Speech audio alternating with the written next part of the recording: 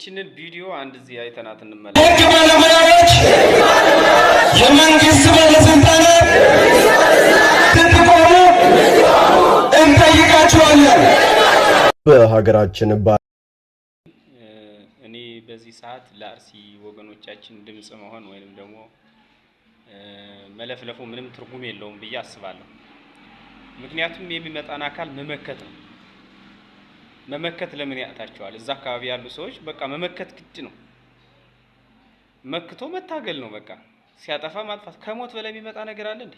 አንተስ ማትገል ስትሞት ገለሙት። ከሞት በላይ የሚመጣ ምንም ነገር የለም። ስለዚህ ለኔ የሚታየኝ ነገር ምንድነው?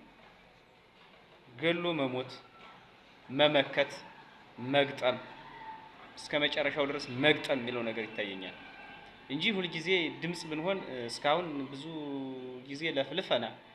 ብዙ ጊዜ በጣም በተለያዩ መንገዶች ለፍልፈናል። ያልሆነው ነገር የለም። እስካሁን ሰሚ የለም እና ሰሚ ከሌለ ምን ያስጮሃል? እንደ ጥሩምባ ታዲያ ሰሚ ከሌለ ምን ትጮሃለህ? ስለዚህ መግጠም ነው ያለህ አማራጭ።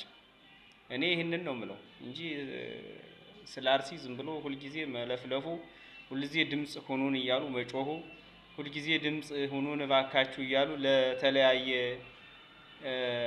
ለራሳችሁ ለፎሎወር መሰብሰቢያ ከምታደርጉት ይህን ህዝብ ይልቁንስ መግጠምና መግጠም ትልቁ አማራጭ ነው። ምክንያቱም ከዚህ ውጭ ሌላ ምንም አማራጭ አይታየኝም ለኔ። ብዙ ጊዜ ሰላማዊ ሰልፍ ተደርጓል። ብዙ ጊዜ ድምጽ እንሆናቸው እየተባለ ሰልፍ ተካሂዷል። ታዲያ ማን ሰማ?